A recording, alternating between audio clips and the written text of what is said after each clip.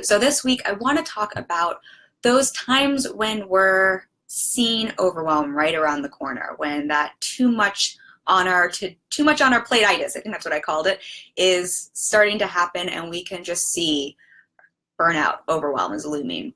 And I wanted to talk about some perspective shifts that I have found for myself to be very helpful in those times, because yes, sometimes I think we need to take a look at our schedule and do less and do one thing at a time, and we need to put in more self-care, and we need to make sure we're not constantly doing.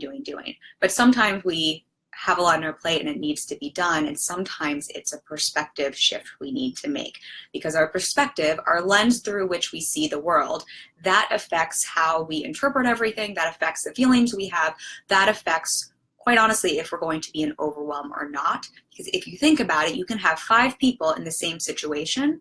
They're all going to see that same situation through their own eyes, through their own filter, through their own perspective. The way they filter in that situation is going to change the way they interpret what's happening, the way they approach it, the way they feel about it, the way they maneuver through it.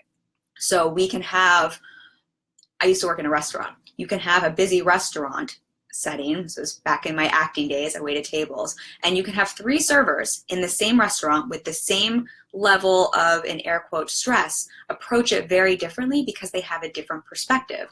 One person might think it's overwhelming and decide that that sucks and it's not fair and they can't handle it and they melt down. Another person might see the same exact situation as a great opportunity to make great tips and have a bunch of energy. And someone else might see it as a really energizing way to make the shift go by quickly.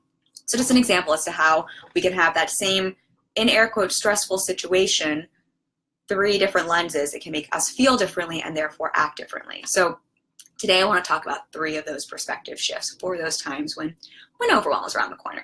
And this was inspired because a few weeks ago, not all that long ago, just a few weeks ago, I was getting pretty close. I could see overwhelm. I could see it right around the corner. I was in the middle of what I call a busy storm. So this was a time that was particularly busy for me in my business. Hey, I don't know who just joined, but hello, say hi if you want to. I'm talking about those times when we can see overwhelm lurking around the corner and some perspective shifts to get us out of those times. I'm talking about how just a few weeks ago I found myself in a time what I call a busy storm, where it was a particularly busy time. And it wasn't busy because of poor planning. It wasn't busy because of poor time management. It wasn't busy because I was self-sabotaging or because I was procrastinating or being a perfectionist. It wasn't busy for busy's sake. It wasn't because I was just trying to do. It just happened to be a window, a few weeks in my life that were particular. I had a lot going on. I was launching, I was giving a live talk, I was being interviewed by 3 people, I was flying across the country for a conference, I was starting a new program, and along with that I was still running the day-to-day of my business and working with my amazing clients and the maintaining of my business, whether that's blogging or social media, my marketing, etc. So it just happened to be a time that I had a few more things on my plate than usual. And I hit a day where, I'm going to be real with you guys, all that sounds all great, and I hit a point where I wanted to throw myself a little pity party. I wanted to pitch a fit and get all pissy because I felt like it wasn't fair. I felt like I was working really hard, and I was like, this is not cool, this isn't fair, and I wanted to have a pity party, and I probably had a few tears and a little stress. And luckily for me, before that turned into a full-fledged fiesta of a pity party, I was able to have these perspective checks for myself, and it really never got past, we'll say, the planning phase of the party. I don't want to be real with you that came up for me, and I was very much looking around the corner in my life and seeing that potential overwhelm and that potential landslide of negativity looming ahead. And that's not a place, that's not a direction I want to go in. I don't want to be in overwhelm. I don't want to be in negativity. Obviously, negative things happen in life. That's normal, but that's not a place I want to intentionally direct myself towards. And I'm guessing for all of you, that is not a place you want to be in. So I'm going to share those 3 perspective shifts that really helped me to get out of going around that corner and in a very different direction. So the first perspective shift that really helped get me out of that potentiality even a word, but get me out of potential overwhelm and quite honestly right into massive gratitude, was realizing this was all something I want. And this was huge for me. And I think maybe this will resonate for a lot of you. I think oftentimes the very things that are frustrating us, the things we're complaining about, the things that we're pissy about, if we're honest with ourselves, they're usually things that at one point in time we didn't have and we desperately wanted and worked so hard to have that we've then gotten used to and maybe even taken for granted that we're now pitching a fit about. And I had to have a gut check with myself. Everything that I wanted to complain about, these were all things that I at one point in time didn't have. I had worked so hard to create and that I really want and that I enjoy. There's a time that's not all that long ago when I first moved to New York that I didn't have a business. I was directionless. I was rudderless. I didn't know what I was doing in my life. I had stopped acting and I didn't know what was next. And I remember just wishing and hoping and praying to find something I cared about enough that would fill my days and give me passion and give me something to sink my teeth into and wake up and to spend my energy on.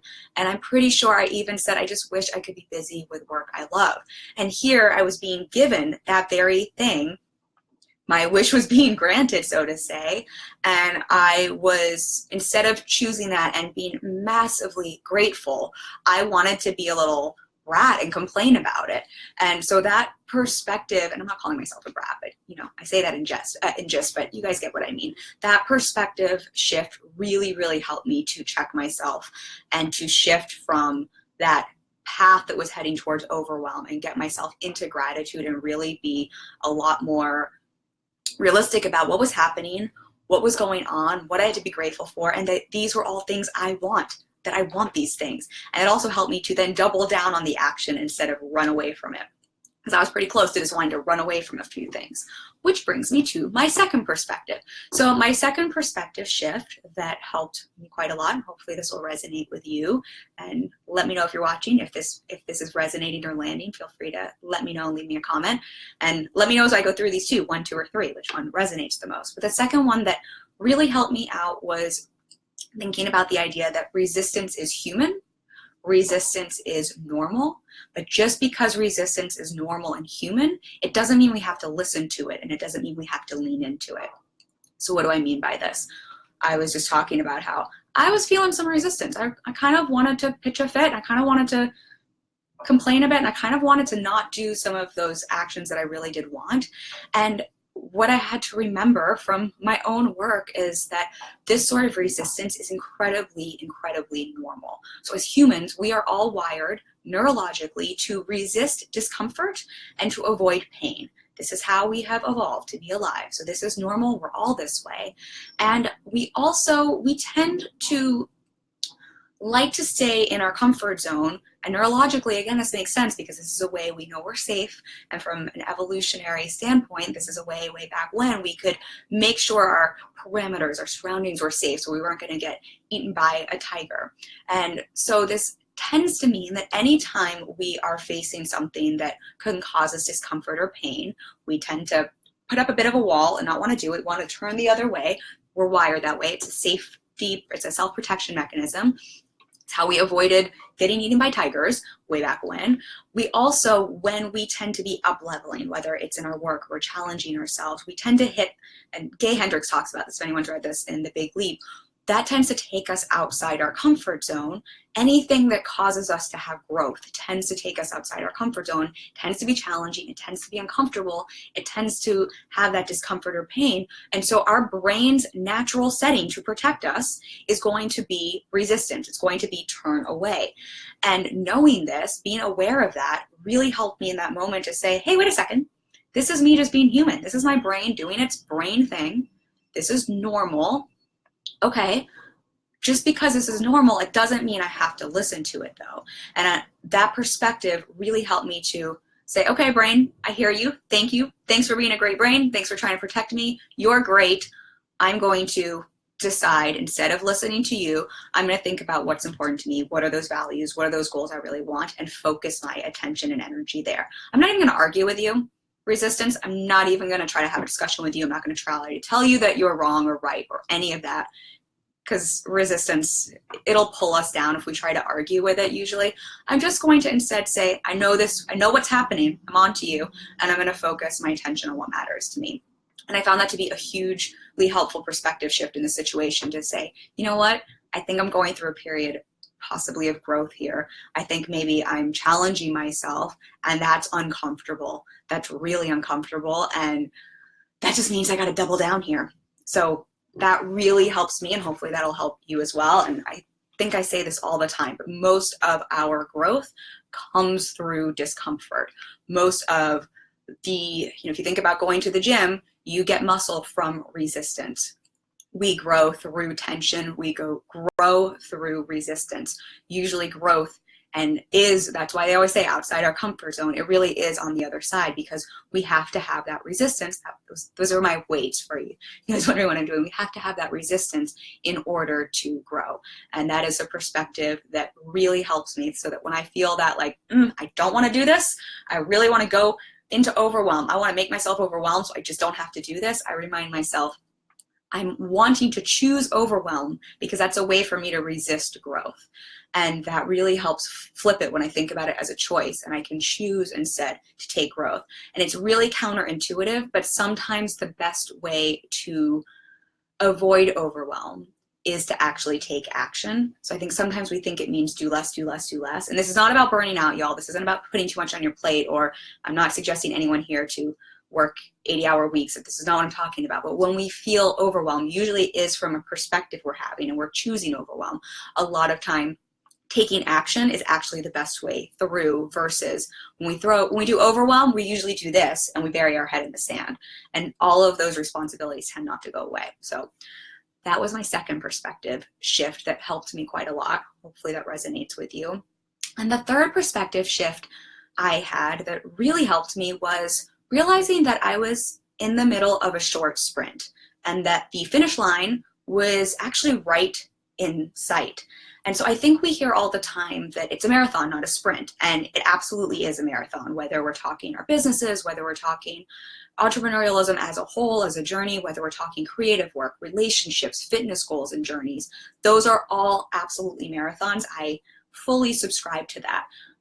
However, I think within those marathons, we have some short sprints along the way as part of our training regimen. So hear me out on this. I'm a runner.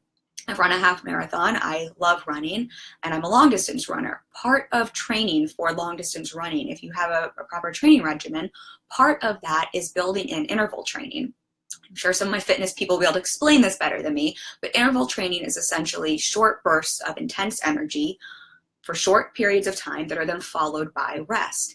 And interval training is designed to, it makes us stronger, it makes us faster, and it builds our endurance. It's one of the quickest ways we can increase our speed and build up that endurance. It has to do with the amount of oxygen we can take in, and to get stronger. Interval training is great. Now, interval training is not something in a training regimen that a coach is going to say, do this every day, because it's not where we don't want to hang out in interval training all the time. The other thing to think about with interval training is part of interval training is it's these short bursts of energy followed by a rest period, or a period of time with decreased output of energy. And you go through this cycle. And I think when we think about in the marathon of our businesses, that part of our training is having these short sprints along the way. For me, that's a perspective that really gets me out of overwhelm. And I can look to, oh, wait, I'm just in a sprint in my business right now, meaning this is a short interval. It's a little more intense. It's a little more amped up. I'm going a little faster, but it's really short. There's a finish line at the end. And at the end there, at the end of that sprint, I'm supposed to rest. And the intention of this sprint is to make me have more endurance, is to help me become stronger, and is to help me become faster. I like to wrap things in to make them make sense in other parts of our life. So for me as a runner, that made sense. And so when I was looking at this period of time when I was feeling like I could see overwhelm right around the corner, it really helped me to see that, no, overwhelm wasn't around the corner. I was just in the middle of a sprint that was about to end. And I could either just decide to be really frustrated and turn it into a marathon that it wasn't and get overwhelmed, or I could just see it for what it is, a short sprint, and just say, I'm just going to make it to that finish line. And that really helped to shift just the way I was looking at that time period in my life. And I really think for all of us, when we think about the marathon of our business, and we think about being entrepreneurs or artists, that part of that is we have to train. We have to train to be good entrepreneurs. We have to train, I say good, but we have to train to be artists. We have to train our mindset. We have to train our bodies. We have to train the way we work. It's different than what society maybe tells us how we should be living. And part of that training comes with all sorts of things. You know, there's mindset things we do. I train my mind every day. I think part of this is very intentionally once in a while actually training with a bit of a sprint regimen and giving us those bursts, those little bursts of time where we're gonna pop our business forward a little bit. So that's a perspective. Let me know if that resonates. That really helped me in that time and got me right out of overwhelm. And I have to say that now that I'm on the other side of all of this, it's the funny thing, and I think it's a fourth perspective, but just a thing to remember for all of us, because I'm sure we've all been in these times where we feel this way, and then you're on the other side of it and you look back and you're like, wait, I really enjoyed that period that I was about to let myself get overwhelmed with. I had so much fun. I grew so much. It was exciting. There was momentum. There was great stuff going on. And all of a sudden we're in that active rest period. If we go with the sprint analogy, suddenly we're kind of champing at the bit. We want to get back into that sprint. And I say this just as an additional perspective that sometimes when we're in the middle of a sprint, when we're in the middle of that busy storm, we forget that when we're on the other side of it, we're going to look back usually with rose-colored glasses and wish we had some more of that, because there are usually some really exciting things going on. So those are my perspectives for you. For all of you, again, let me just close by saying I'm not saying burnout. I'm not saying push. I'm not saying work too hard. I'm not saying put too much on your plate. I'm not saying everyone should be busy. I actually think busyness is a mindset trap and a way we avoid things. So that's not at all what I'm saying here. But I am saying for those times where we find ourselves in a sprint in our business or in our life, for those times when there are more things on our plate that we want, that we choose, just these perspective shifts can really help us tap into the energy we need to have that momentum to take action and move forward versus putting our head in the sand or getting overwhelmed. And just a recap for everyone joining towards the end of this, those three perspective shifts were the first one, taking a look at what in this do I actively want? Because my perspective was I really want all these things. And that took me out of overwhelm and into gratitude and remembering that so many of these things that I wanted to throw a pity party around or get frustrated by were things that at one point I had worked really hard to make happen and really wished for. The second perspective is to remember that resistance is normal. Resistance is human. We're wired this way. It's not going anywhere, y'all. I hate to break it to you. But just because it's normal and just because it's human, it doesn't mean that we have to listen to it or give into it or lean into it. And we can choose to just turn the volume down a little bit, and we can choose to direct our energy onto what matters or our tasks at hand. And the third perspective is that checking in. Are we in a sprint in our business? Are we in a sprint in our current life? And if it's a sprint, remembering that sprints are followed by those active rest periods, and to keep our eye on the finish line, to finish that sprint out strong, and to make sure that we do have that active rest. We can't stay on sprint forever. We can't stay at that speed forever. To build that active rest period in, and that's going to help us be stronger for that overall marathon. So I hope those perspectives were helpful for you today. I hope hearing a little bit behind the scenes of just the realities of what it's like on this side, having a business, growing a business, what it's like, and also just some of the perspective shifts that help me. I hope that's helpful for you all. I can't tell who's live with me, so if anyone wants to say hi, say hi. If anyone has any questions, if anyone has any reflections they want to share, always love to hear them. And if anyone's watching on the replay, same for you. And if no one pops anything below, oh wait, it says I have comments and I'm not seeing them. How crazy is that? Gemma, I'm sorry, y'all. That's so weird. So this whole time I'm like, hey, you guys want to say hi, and I can't even see the comments. So Gemma says, think you're speaking to me today. Thanks, Kim. We're all in this together. We all go through very similar things because we're all human. Let's be easy on ourselves, guys. Jennifer says, yes, number one resonates. I need to check myself. I love 3, breaking things down into smaller steps so it's not so overwhelming. So glad that resonates with you, Jennifer. And 1's a big one for me, remembering that a lot of these things we get frustrated by really were at one point things that most of us wanted so desperately. I think about that. Well, I don't want to throw any clients under the bus, but I have clients who get frustrated in their relationship, and sometimes we have to have the perspective shift that those are relationships with people they love that at one point they wanted to be in a relationship with and they were single and they prayed for that, and then we get used to it and then it's really easy to start being naggy and picky. And I think the same happens in our businesses. Once we get used to it, it's really easy to start getting frustrated and complaining. So I'm glad that resonates with you.